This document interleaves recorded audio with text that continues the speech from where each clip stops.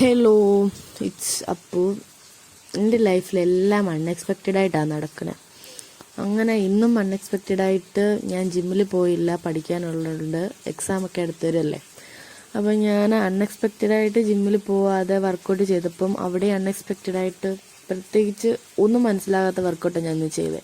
എന്ത് ചെയ്തെന്ന് എനിക്കെന്നെ മനസ്സിലായില്ല.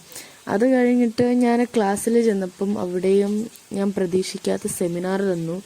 എനിക്ക് അറിയത്തില്ലായിരുന്നെങ്കിലും പ്രിപ്പയർഡ് ആയിട്ടില്ലായിരുന്നെങ്കിലും ഞാനത് എങ്ങനെയൊക്കെ ചെയ്തു. പക്ഷെ ചെയ്ത് കഴിഞ്ഞപ്പം ഒരു സന്തോഷമൊക്കെ തോന്നി. അപ്പോൾ എനിക്ക് മനസ്സിലായി, even though we don't know what we are doing, just do it.